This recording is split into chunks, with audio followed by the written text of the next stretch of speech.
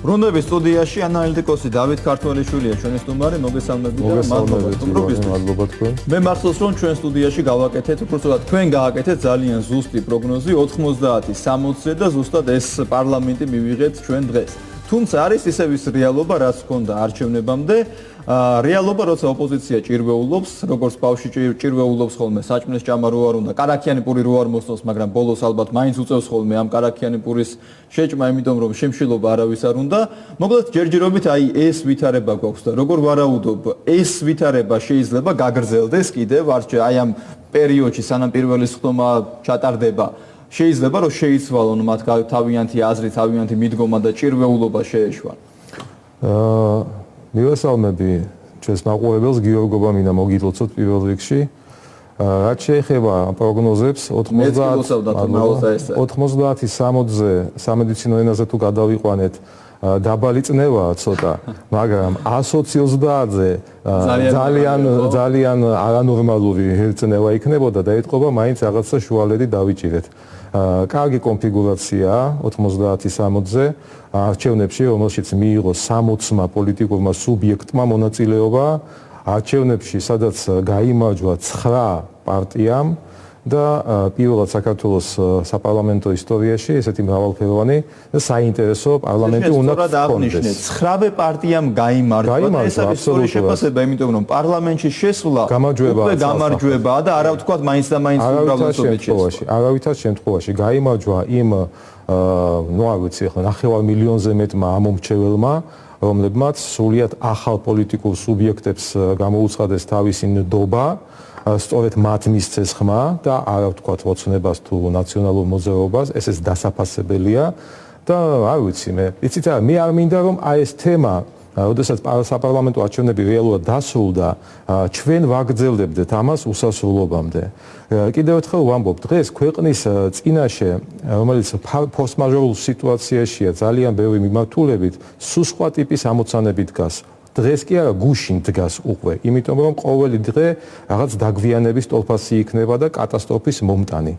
ამიტომ რა გითხრათ, არჩევნები შედგა, 9 პოლიტიკური სუბიექტი უნდა ვიხილოთ, პარლამენტში ხასუსვა უნდა ვიხილოთ, შევლენ ისინი თუ არ შევლენ, ეს არის მათი პოლიტიკური მომავლის ბედი მხოლოდ და მხოლოდ და არ მინდა რომ აი ეს მათი გადაწყვეტილება რაღაცა უარყოფითად აისახოს ქვეყნის და სახელმწიფოს ბედზე. ეს არ უნდა დაუშვას ამ უმრავლესობამ, ამ 90 კაციანმა ფრაქციამ, რომელმაც ორ კვირაში შედგება პარლამენტის მეათე მოწვევის პარლამენტის პირველი სხდომა, სადაც სასწრაფოდ რეჟიმში უნდა შეირჩეს ის კრიზის ადმინისტრირების მქონე, აი უნარების მქონე ახალი მთავრობა და შეუდგნენ სასწრაფოდ ჯანდაცვის, უსაფრთხოების, ეკონომიკის, სოციალური სფეროების გაჯანსაღებას. იმ პირობებში, როდესაც ამაში აბსოლუტურად გეთანხმები, მოლოდინი ქართულ საზოგადოებაშიც და საერთაშორისო ჩვენს პარტნიორებშიც არის მხოლოდ ერთი, მოლოდინი იმისა, რომ იქნება რაც შეიძლება მეტი კონსტრუქციულობა და რაც შეიძლება მეტი სტაბილურობა. უფრო მეტის, მოლოდინი კი არა, მოთხოვნაა ეს. ეს არის მოთხოვნა, რომელიც მოდის ქართული საზოგადოებისგან და მოდის ჩვენი მეგობრებისგან საზღვარგარეთიდან. ანუ დღეს არა გვაქვს ჩვენ საზოგადოების მხრიდან დაკვეთა რადიკალიზმზე, პოლარიზებაზე, რამის ჩამოშლა და ასე შემდეგ. ეს არის მოთხოვნა და ამაში აბსოლუტურად გეთანხმები.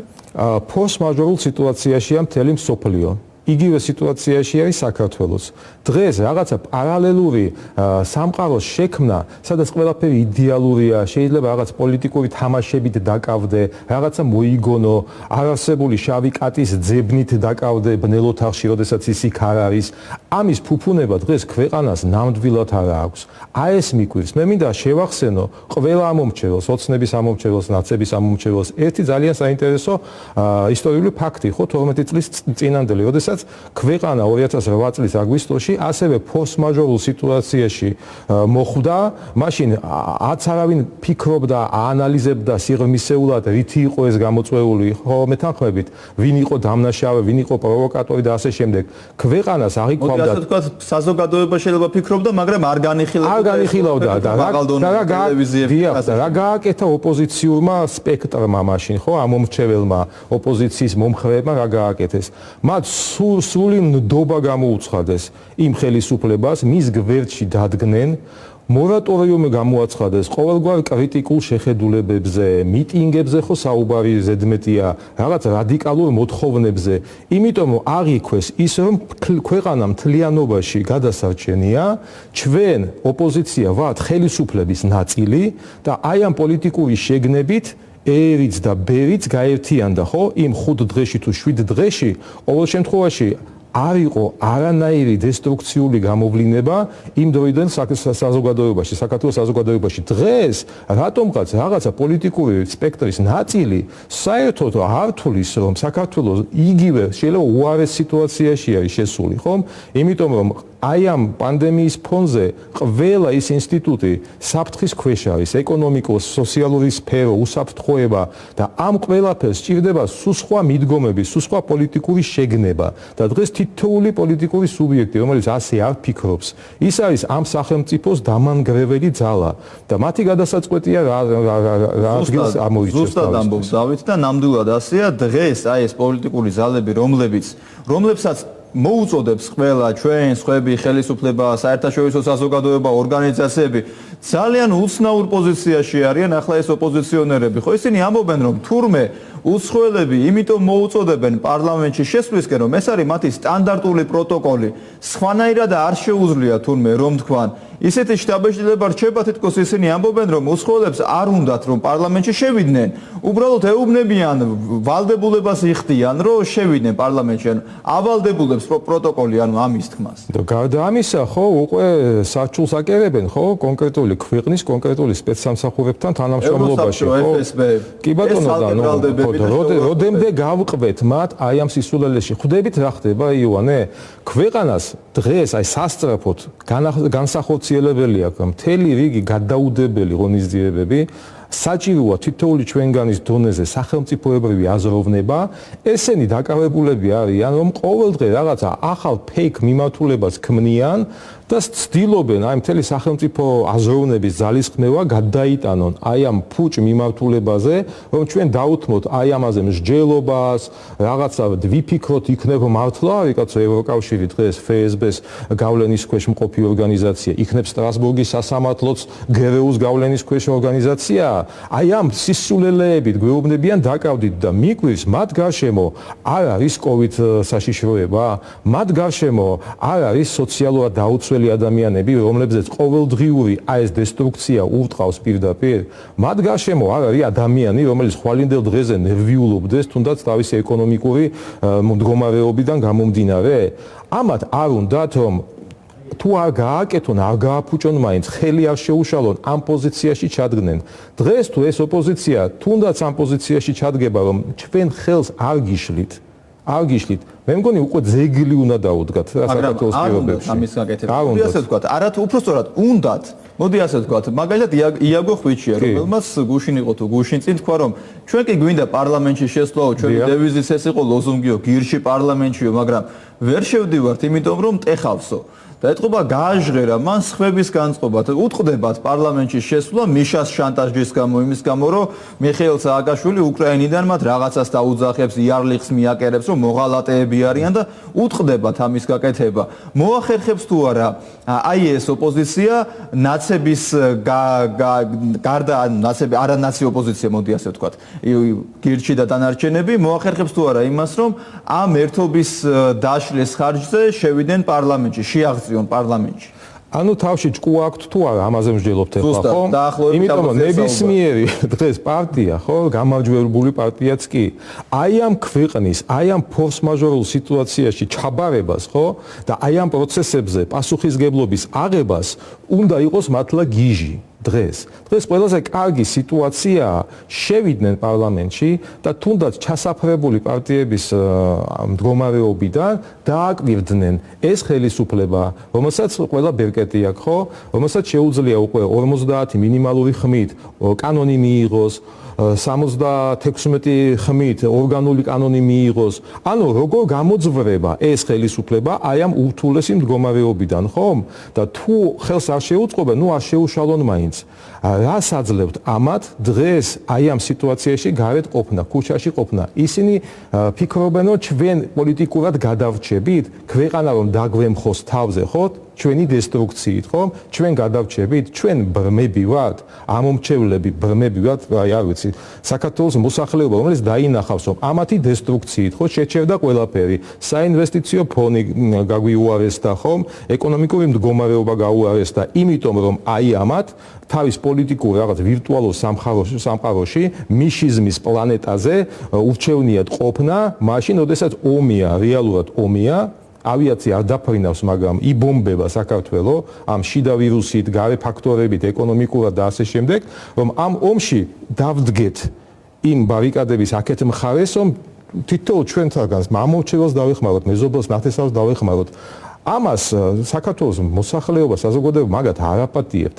დღეს იცით რა, ყველაფერს უყურებენ ჩვენი ამომრჩევლები და არ გამოეყარება. ყველაფერს აფასებენ, იმიტომ რომ ამის საშუალებები არსებობს. და ბოდიში გიხდით, 2 კვირა რჩება კიდე, ხო, პირველ სხდომამდე. მე მგონი, მაინც გონივული ხარიად გაიმარჯვებს მაშინ და შემოვლენ პარლამენტში. ერთია, როდესაც შეურაცხყოფას აყენებენ დამკვირვებლებს, უცხოელ დამკვირვებლებს და ბოლო-ბოლო ჩამოვლენ და წავლენ ქვეყნიდან და მათთვის ბევრს არაფერს ნიშნავს ახლა მიშასგან მიკერებული იარლიყი, მაგრამ მეორეა, როდესაც კონკრეტული პოლიტიკური პარტიების ლიდერები და წარმომადგენლები ლანძღავენ და შეურაცხყოფას აყენებენ ქართველ ერს, მათი პოლიტიკური ინტერესებიდან გამომდინარე მილიონობით ამომრჩეველს უკეთებენ ამას და ამას აკეთებენ იმის მიხედვით, რომელ პოლიტიკურ პარტიასთან არიან მიკედლებული ამ კონკრეტულ მომენტში. აი ამ ადამიანებში ლევან ბერძენიშვილი ყოველთვის გამოირჩეოდა და ახლაც ასე ვთქვათ გამოვიდა წინაპლანზე და მოდი ვნახოთ მისი უტიფრობის ზენიტი და მერე გავაკეთოთ ამაზე კომენტარი. ხდება, ვინც მხარი დაუჭირა ქართულ ოცნებას, ახლა არის სამარცხვინო ნაწილი ჩვენი ნაციის, ავადმყოფი ნაწილი ჩვენი ნაციის. ყველა ვინც ხმას მიცემს იმ პარტიას, რომელსაც უზრუნველყო საქართველოში ნეოფაშისტური ახალი ტიპის წამების მთელი სისტემის აშენება, რომელიც მოქმედებს პრეზიდენტიდან ვიდრე უკანასკნელ ჯალათამდე, თვითონ იქნება ჯალათი. ყველა მომრჩეველი, რომელიც ნაციონალურ მოძრაობას მისცემს ხმას, არის ჯალათი. ხო, აი ესეთი ადამიანია ლევან ბერძენიშვილი. მთავარია, რომელ პარტიაში არის, რომელ პარტიას არის მიკედლებული, წურბელასავით მიწებებული, იმის მიხედვით აკეთებს განცხადებებს და რაც ყველაზე გაუგებარია, ქართველ ხალხს, ამომრჩეველს, საზოგადოებას ლანძღავს. ნუ, კიდევ კარგი რომ საკუთარ თავს ანალიტიკოსაც არ გამოყავს, იმიტომ მე შემწხვებოდა დღეს, იმიტომ რომ ესეთი ანალიტიკოსი არსებობდეს ქვეყანაში, როგორც ლევან ბერძენიშვილი ან მისი ძმა არის და მეც ამას პრეტენზია აქვს, რომ ქართული ლიბერალიზმის მამაა. კი ბატონო, კი. ესე იგი 156 ნაცი ყავდა 2004 წლის პარლამენტში. 156 ნაცი. ეს იყო ნორმალური მოვლენა საქართველოსთვის. საქართველოს უნდა აეტანა ეს დემოკრატიული რეალობა. არავინ არ ლაპარაკობდა იმაზე, ვინ მისცა კაცო ამდენი ხმა აი ამ პარტიას. კაციშვილი არ იძახდა 2005 წელს, 6 წელს, 7 წელს, როდესაც ამ პარლამენტის თვალწინ ვითარდებოდა მთელი რიგი რაღაც 2004-ში შევახსენოთ მაყურებელს, ლევან ბერძენიშვილი ნაციონალური მოძრაობის გავიდა და პარლამენტის კომიტეტის განათლების კომიტეტის თავმჯდომარის მოადგილე იყო, ცნობილი ლომაიას. კი ბატონო, და აი ამ იმ პარლამენტის პირობებში მზადდებოდა ის ყველაზე დიდი დანაშაული 2008 წლის მწიფდებოდა, ხოლო მანამდე სხვადასხვა ტიპის დანაშაული ამაგრებდა იმ სიტუაციის სამწუხაროდ აი მიახლოვებას საქართველოსთან და სად იყვნენ მაშინ, რას ლაპარაკობენ, რას ქადაგებენ, როგორ შეიძლება ან აი ამ ტიპის პარლამენტს 9 პარტიან პარლამენტს ხო ვიღაცამ ერთპარტიული პარლამენტი დაუძახოს გამომდინარე იქიდან თავისი ბექგრაუნდიდან, რომელიც თვითონ აქვს გამოვლილი, ხო? არა, რა ერთპარტიულ პარლამენტზე ლაპარაკობ 2008-ში რამდენი იყო ნაცის პარლამენტში? 119 თუ 119 იყო. კი ბატონო, 156 იყო 2004 წელს და რაზე ლაპარაკობენ, ნუ. ამიტომ როგორ შეიძლება შეფასდეს ზოგადად აი ეს ამომრჩევლის ასეთი შეურაცხყოფა? ამაზე ამომრჩევლის ადეკვატური პასუხი ხომ და არსებობდეს, ხომ და იყოს და ექნება ბუნებრივი ამაზე მოყვება, ხომ? მახსოვს ერთხელ გუბაზმა გააკეთა, გალანძღა ქართველი ამომრჩეველი, პოლიციელებს აგინებდა და ლანძღავდა ასევე.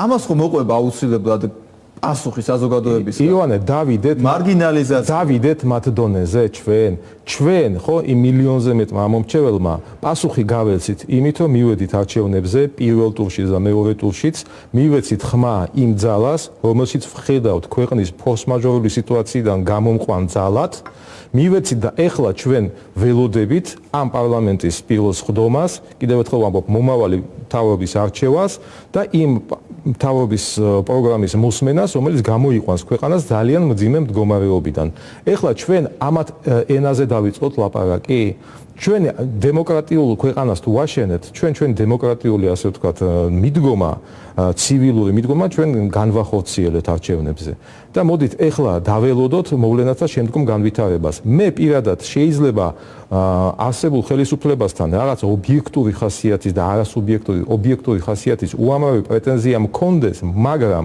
იმ სიტუაციიდან გამომდინარე არანორმალურ არაჯანსაღი სიტუაციიდან გამომდინარე რომელშიც დღევანდელი სახელმწიფო ამ ძალებმა ჩააგდეს რომლებიც ვერ ხედავენ იმ გამოწვევებს რომლებიც კიდევ ერთხელ ვამბობ რაღაც ვირტუალურ მოდელირებულ რაღაც სამყაროში ცხოვრობენ მე ხმას არ ამოვიღებ, კრიტიკულ ხმას არ ამოვიღებ, სანამ ეს სიტუაცია კონსტიტუციურ კალაპოტში და ჩარჩოებში არ დაბრუნდება. მათ შორის ამ პოლიტიკური პარტიების მონაწილეობით თუ ამ მონაწილეობის გარეშე. როდესაც მე დავინახავ რომ ქვეყანაში ნორმალური საპარლამენტო მათ შორის მუშაობისთვის შეიქმნა შესაბამისი გარემო რომელიც არ უშლის ობიექტურად მომავალ მთავრობას თავისი ფუნქციის განხორციელებაში და თუ რამე არ მომეწონება ხელისუფლების მხრიდან ან მთავრობის მხრიდან, მაშინ ჩემ კრიტიკულ ხმას მეც ამოვიღებ, მაგრამ დღეს ამის გაკეთება როგორ შემიძლია, როდესაც აქ ცალსახადესტრუქციული ელემენტები არიან, რომლებიც სხვა მესამე გარეშე ძალების და გარეშე ქვეყნების საქმეს აკეთებენ საქართველოში და მე დღეს დავდგე რაღაცა ჩემი უკმაყოფილების იმაზე, ხაზზე არ გამოვა ესე. ამიტომ ეს არის ჩემი პასუხი, როგორც ამომრჩევლის პასუხი მათ აი ამ არადემოკრატიულ და გაუგებარ რიტორიკაზე. თუმცა საზოგადოებამ კონკრეტულად რესპუბლიკურ პარტიას ყველაზე კარგი პასუხი გასცა იმით, რომ ეს პარტია და განაჩენიც გამოუტანა იმით, რომ ეს პარტია ამბობენ რომ ყველაზე დიდი ისტორია აქვს, ხო?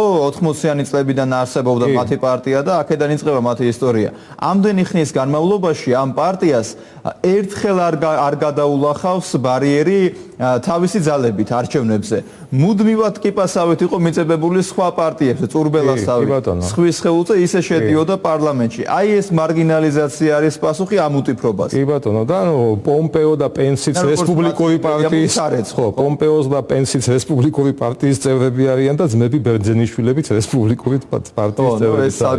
ეს სასაცილო თემა.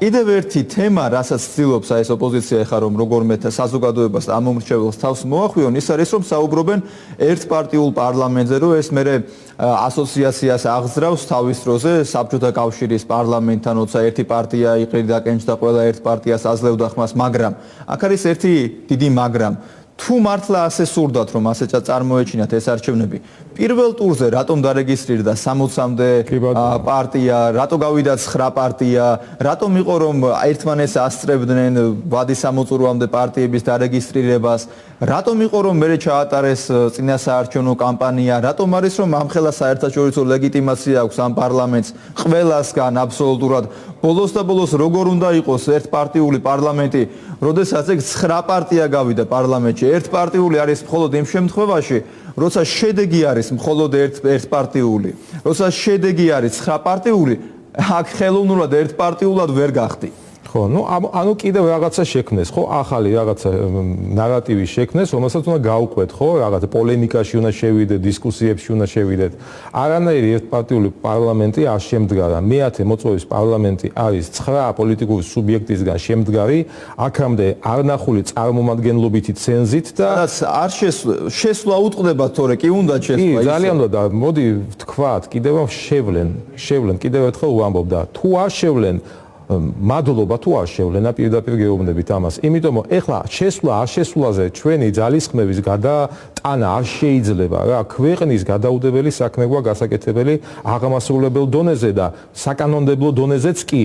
იმიტომ რომ გუშინდელი ევროკავშირის წარმომადგენლობის განცხადებაში მკაფიოდ წერია ერთ-ერთი ფრაზა მენიშნა ძალიან რომ ველოდებით როდის დაიწყება იმ რეფორმირების პროცესი, აუცილებელი რეფორმირების პროცესი, რომელიც გვალდებულებად გვაწერია ევროკავშირთან ასოცირების შესახებ ხელმოწერილ ხელშეკრულებაში.